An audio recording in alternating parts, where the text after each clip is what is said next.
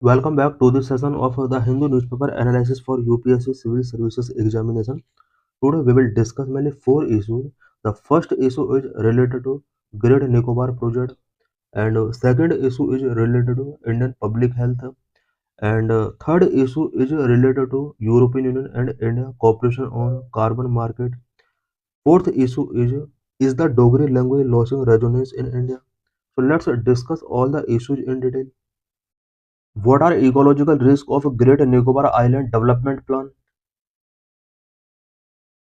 Government has launched rupees 72,000 crore Great Nicobar Island Mega Infrastructure Project in Andaman and Nicobar Island.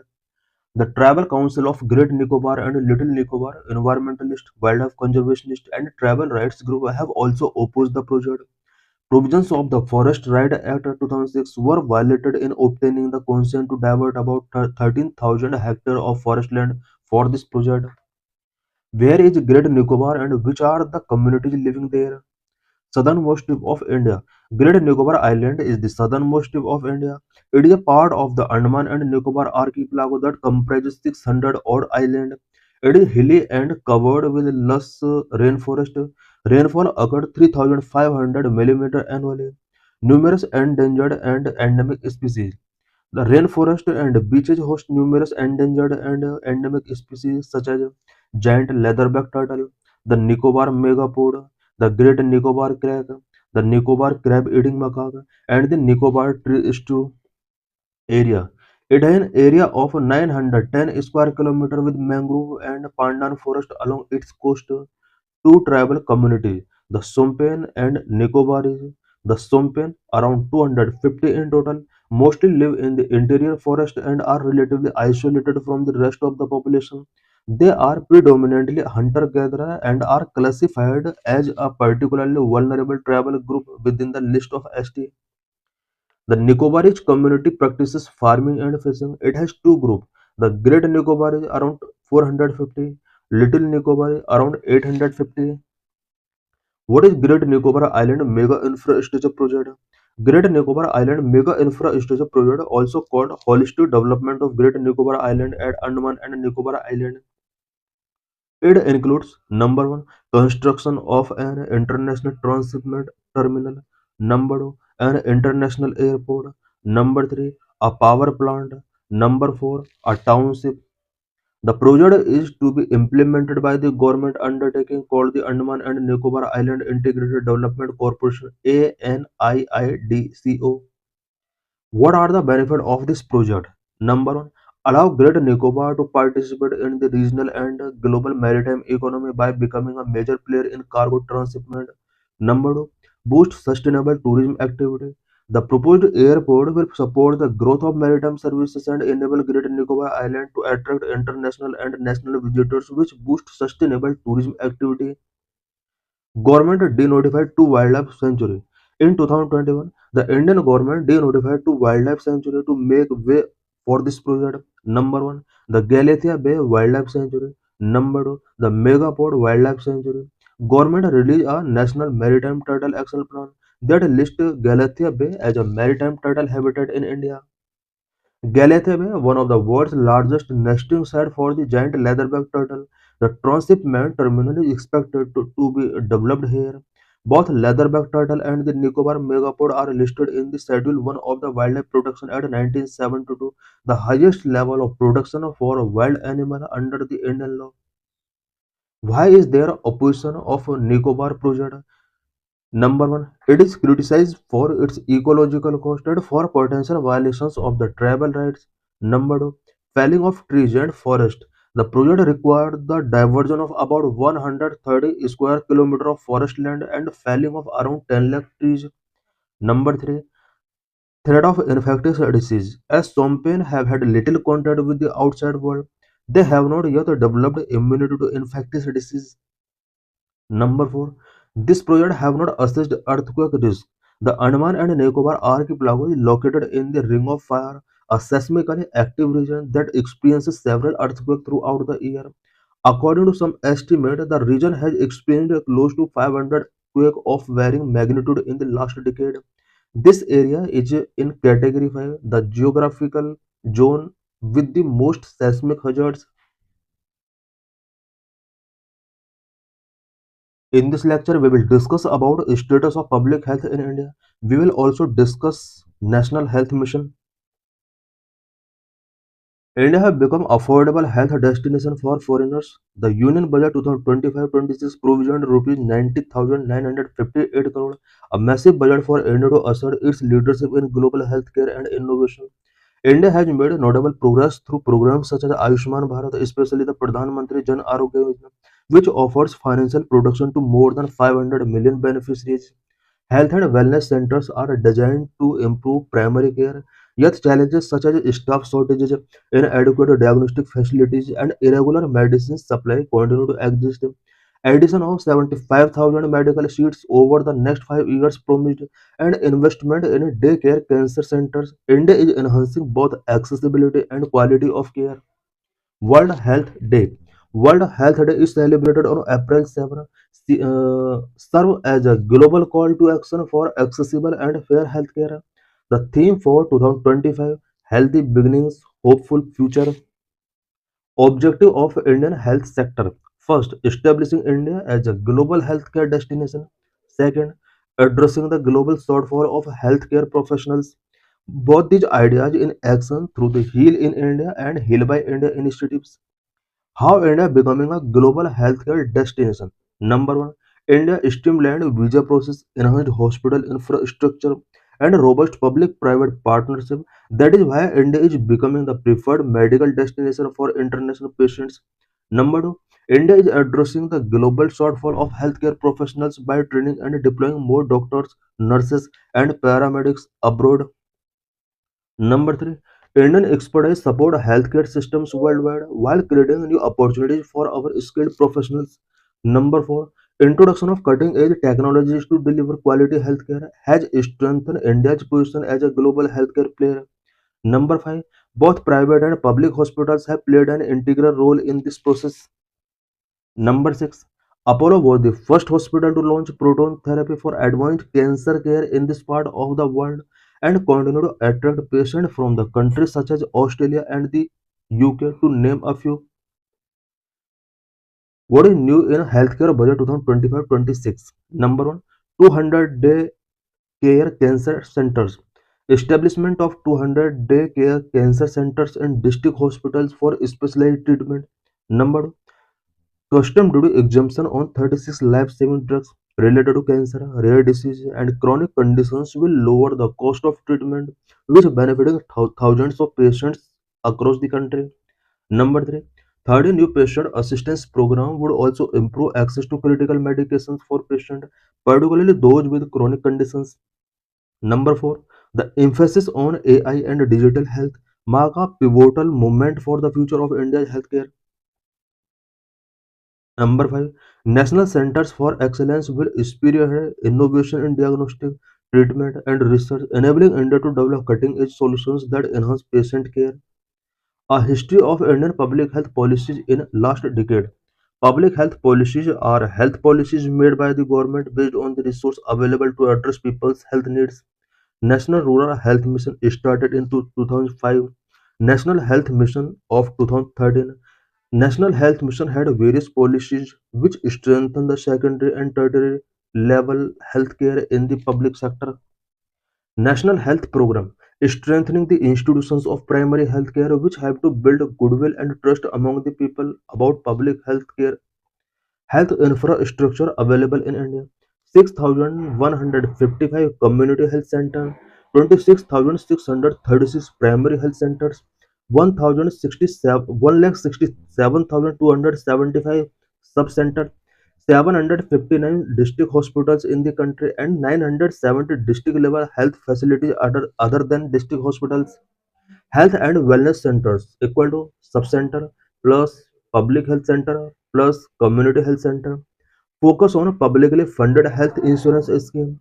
Instead, the private insurance, the focus is shifted entirely on publicly funded health insurance scheme such as the Pradhan Mantri Jan Arogya Yojana under Ayushman Bharat since 2018.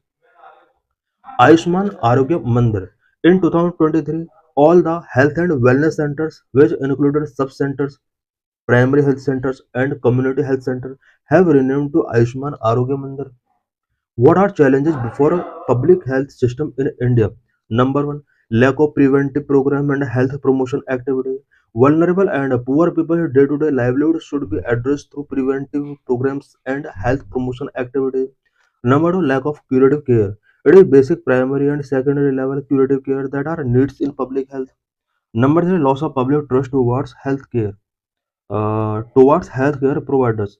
Trust of people lost in private sector due to commercial interest and public sector due to overcrowding of healthcare with inadequate infrastructure. Number four, more favoring the growth of private sector.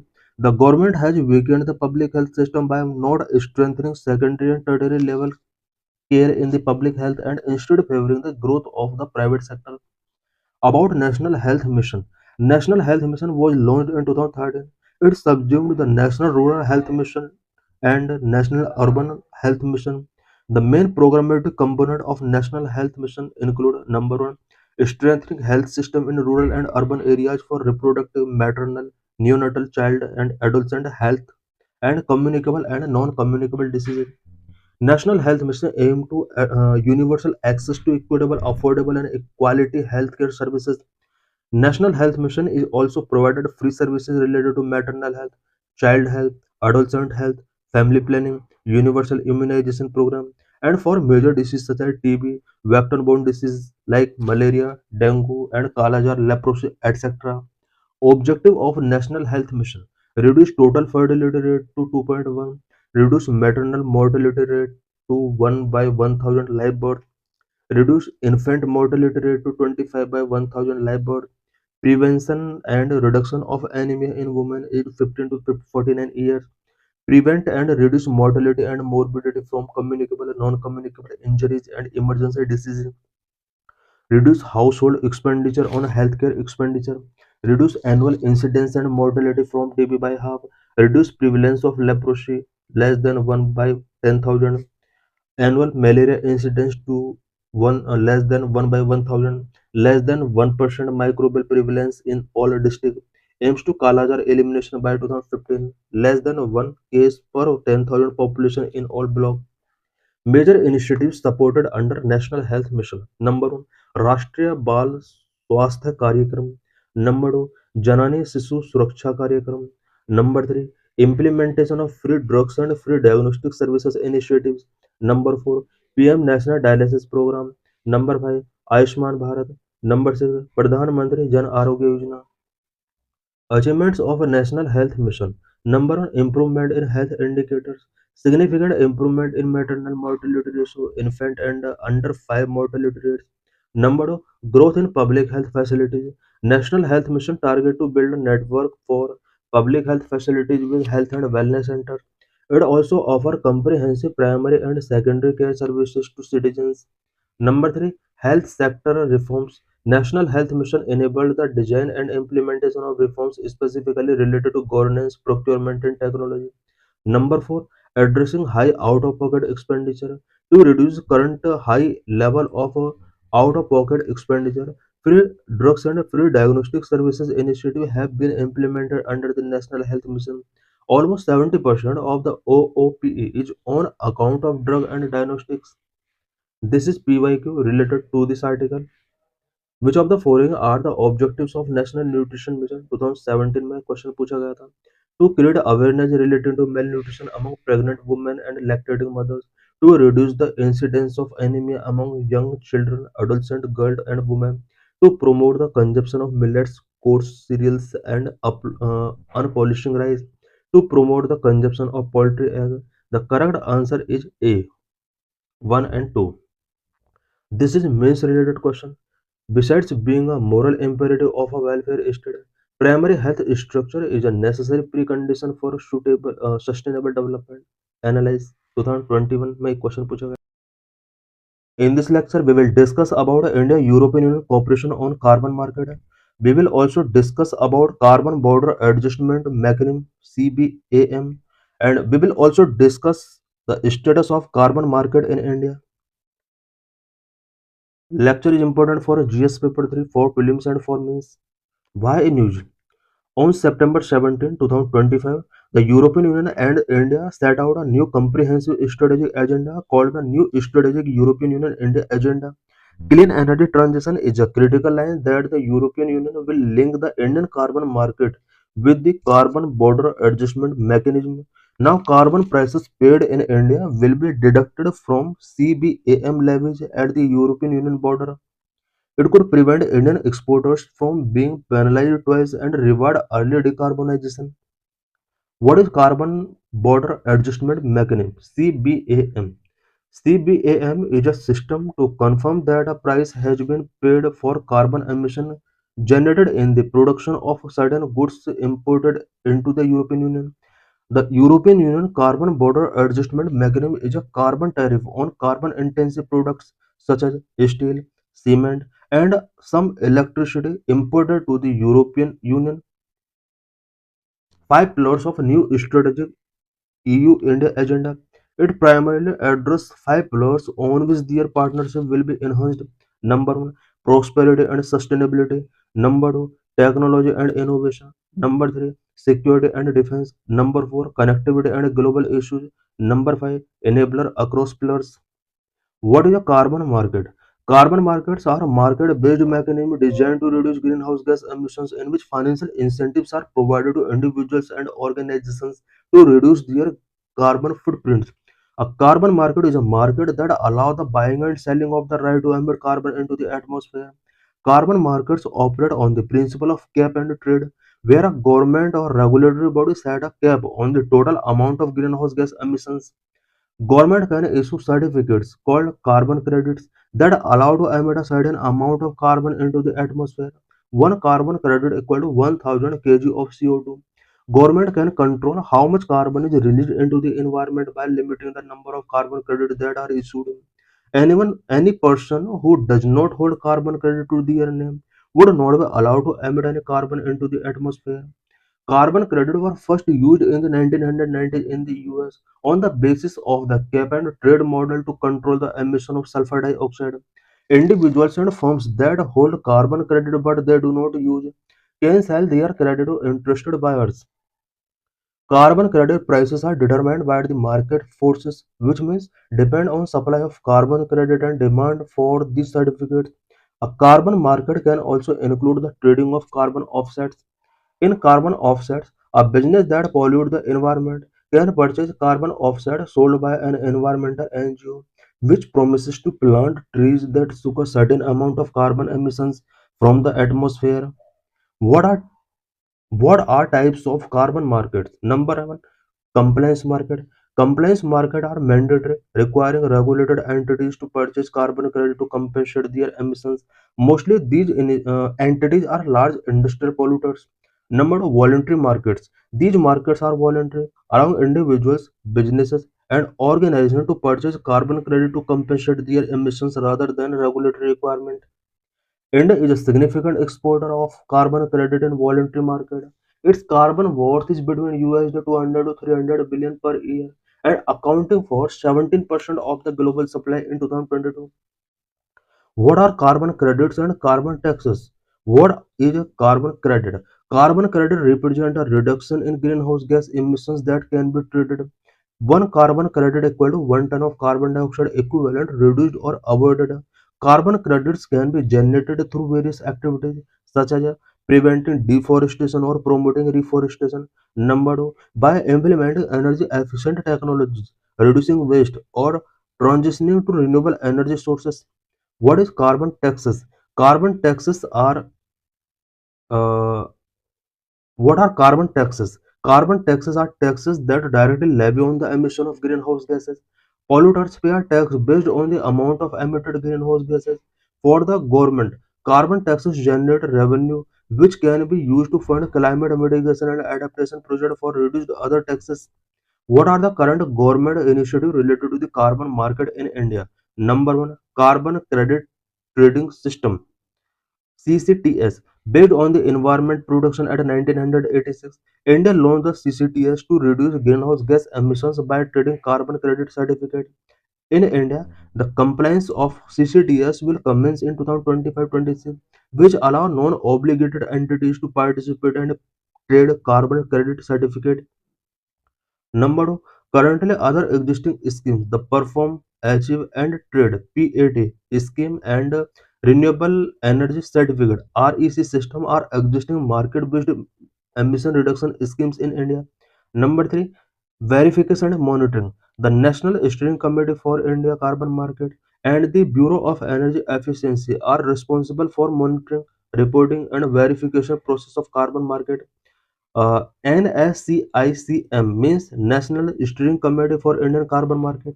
BEE means Bureau of Energy Efficiency. Significance of carbon markets.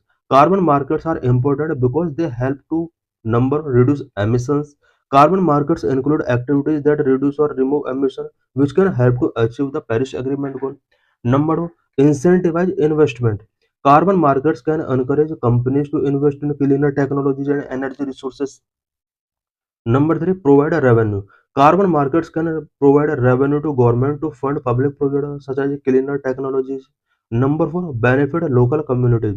Carbon projects can create green jobs, improve biodiversity and environmental protection, and help with climate adaptation and resilience. What measures can India adopt for effective establishment of carbon market? Number one, phased implementation. India could adopt a phased approach to carbon taxation, starting with a low rate and gradually increase it over time. Border carbon adjustment. To address carbon leakage concern and protect domestic industry, India could consider implementing border carbon adjustment. Technology transfer scheme.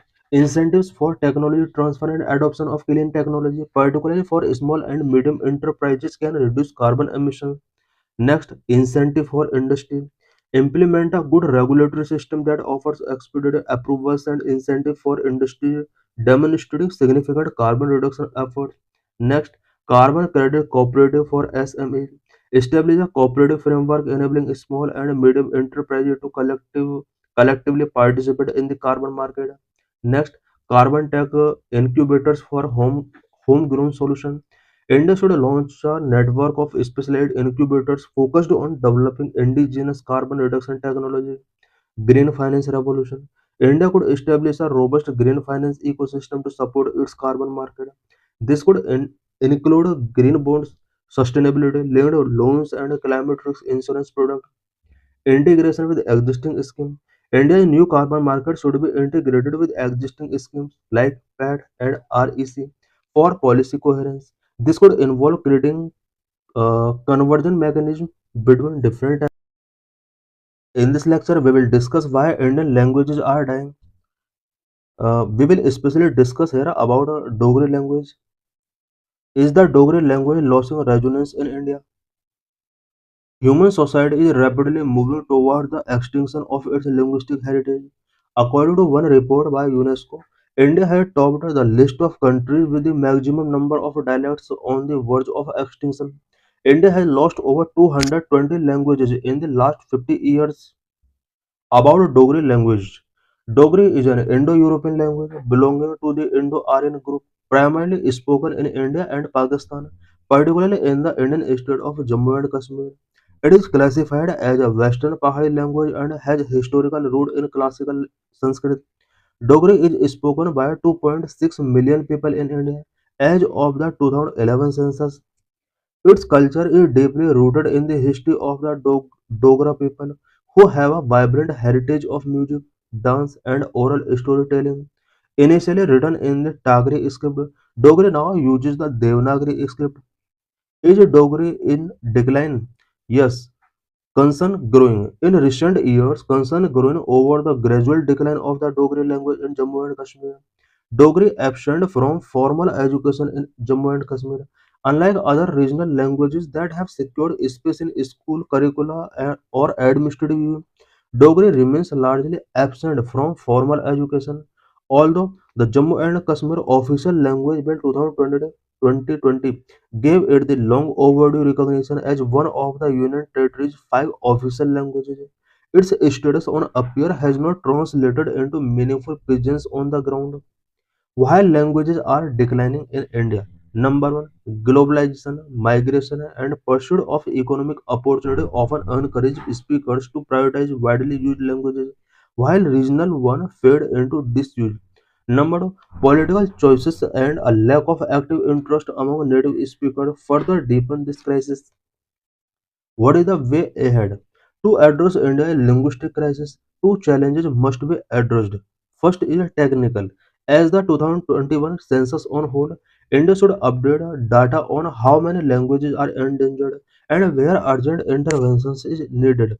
Without this knowledge, both awareness and policy remain difficult. Secondly, one must set the mindset that equates English along with progress. The decolonization of linguistics is the larger task at hand.